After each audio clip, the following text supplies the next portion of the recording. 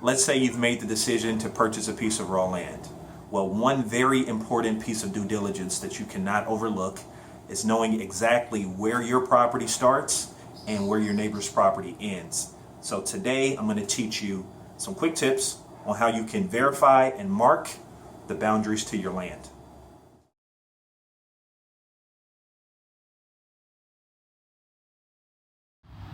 I'm Chris with Own Acreage. I'm here to show you the ins, the outs, and the advantages to owning land. Let's get started. Let's talk about land boundaries. So, what is a land boundary? Think of it as a precise line that separates your property from your neighbor's property. So, on every side of your land, the north, the south, the eastern, and the western side, there's going to be a land boundary, a precise point by which your land ends and your neighbor's land begins. We're talking about that today because when you're buying acreage, when you're buying larger plots of land, you don't always have something like a fence or a clear marking that shows where a piece of land or where the land that you want to buy starts and where the neighbor's property ends. And if you don't know exactly where your land ends and starts, you might end up, God forbid, building a house or building a driveway or building something or putting something on your neighbor's land, and guess what? They're not going to be happy about it and they might take legal action. So in this video, I want to teach you how to verify exactly where the land boundaries are for the land that you want to purchase, as well as how to mark your land easily so that when you're out there enjoying your land, you know exactly when you're on your property and when you're on your neighbor's property. So the best way to get the exact and precise boundaries for your land is to get a survey completed. A survey is a process done by a company or a professional surveyor. That person will come out to your land with some shiny and scientific looking tools, and they will determine with precision exactly where your boundaries are for your land. When they're done, they'll produce a drawing, they'll give that drawing to you, and you can record it with the county, but that'll tell you exactly where your land is located. But you might be in a stage where you don't want to spend the money to hire a surveyor. It can run into the thousands of dollars, especially when you're talking about really large parcels of land. For smaller parcels, it's going to be several $100s. You might not have to have a survey done yourself. There's a good chance that the current owner, if you haven't purchased the land, or the previous owner, if you've already purchased the land, already had a survey completed. So you can contact that owner, or you can even reach out to the county recorder's office, to see if there's a survey on file. If that's the case, then that's all you need. It'll tell you exactly where your land, or the exact boundaries to your land. Okay, but let's say there's no survey already completed and you don't want to get a new survey done. Fair enough. Okay, at that point you've got some other options. They won't give you the exact land boundaries, but it'll give you a general sense for where your land's located. So of course we all know about Google Maps, Google Earth, Zoom Earth. You can use these satellite technologies to look with pretty good accuracy as to where your land starts and ends. Look for things like roads, look for bodies of water. That'll give you a more general sense as to where your land is located. Certainly that'll be helpful when you're driving out to the land.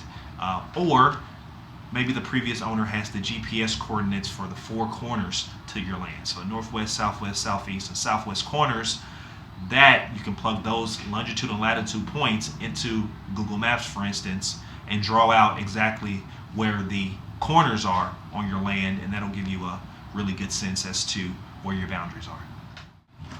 Another option is to go to the county assessor's website.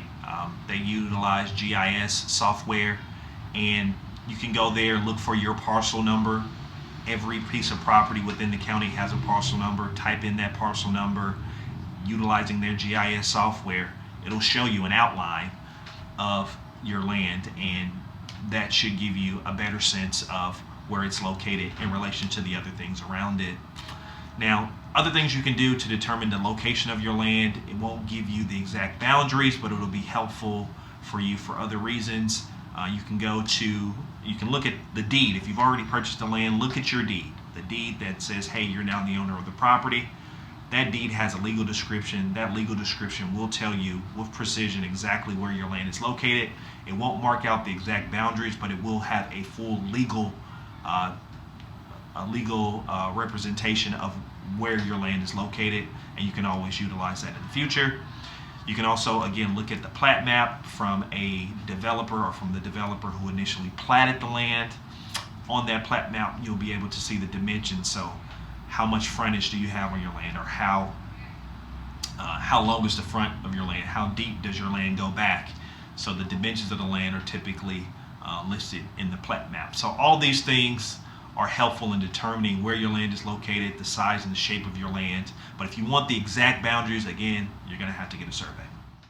Now let's talk about what do you do when you're actually at your land. Let's say you've arrived to the land that you want to buy, and there's no stakes in the ground. There are no markings that show you exactly where your land is. You've done some research on your computer, but now you're actually out on the property. You can use, if you've got the GPS coordinates for the 4 corners to your property, you can use apps like LandGlide, I believe it's LandGlide, the app, or findpropertylines.com. Both of these tools, these pieces of software, I've read will help you to walk the property lines or walk the boundary lines on your property. I've not used either one, so try it out and let me know. But if you've got those GPS coordinates for the 4 corners, you should be able to plug those into either one of those pieces of technology, and when you're out on the property, walk and figure out exactly where your property lines are. The other thing that you should do if you don't have markings is you definitely want to stake those corners. So those same GPS coordinates that we talked about, find something durable, something that when you plant it into the ground, it's not going to blow over through the weather conditions, the rain, the sleet, the snow, and put a little flag, something bright, so the next time you're out at the property, you'll know where the corners of your land are. Or if you've got the budget for it and you've got a survey, put up a fence, but do not put up a fence if you don't have a survey, because you would hate to put that up only to have it taken down because the neighbor said, hey, you're on my property. Okay, so let's talk now about some pitfalls to avoid when you're going through the due diligence process trying to identify where your land's located and where the boundaries are. So as I mentioned before, don't rely strictly on existing fences or hedges or trees to tell you exactly where your boundaries are. Even if they were put in by the previous owner, you always want to verify with the survey, especially before you decide to build something or install something on the land. You can just never be too sure. A survey eliminates that risk. The other thing is sometimes you can go, like I said, to the county website, to a GIS site, or to Google Maps, Google Earth, and look for GPS coordinates and just quickly write down what you see based off of hovering over a point on your computer screen. That's not 100% accurate. It gives you a quick idea of where your land is located and what the boundaries might be, but it's not 100% accurate, so just keep that in mind. Another trick you can use, let's say you want to buy a piece of land, but it's in another state, or it's just far away, or you just don't have the time to go look at it in person, but all the other details about the land and the owner who wants to sell it or so far sound good to you, you can use a service like We Go Look. I believe it's wegolook.com. They'll go out to the property, take pictures for you for a small fee. They can be your eyes and your ears, so to speak, to go out and get more information, boots on the ground about that property if you're interested. And the last thing I'll say is that it's common for landowners to purchase land that's next to theirs, or take a large piece of land and divide it in half or into multiple parts. You can always combine land, or not always. So generally you can combine land or divide land, make it smaller, make it into separate pieces of land. It's an application process. You'll have to talk with the county where your land is located to get more information on how you go through it, but a survey will be required. But just know that if you've got 10 acres and you want to keep 5 acres and sell 5 acres, you can certainly, or potentially, you should be able to do that with your county through an application process. All right, it's a wrap. That's everything for today as it pertains to understanding how to identify and verify your land boundaries.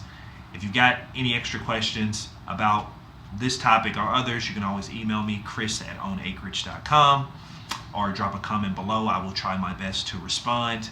Check out my other videos, which detail other due diligence things that you should be following before you buy land. And go to ownacreage.co. That's ownacreage.co. If you're thinking about buying a piece of land, there are many different parcels of land there from 1 acre on up for you to take a look at. Some really beautiful pieces of land there that you can check out. So that's it for me. Till next time, remember, it's always better to own.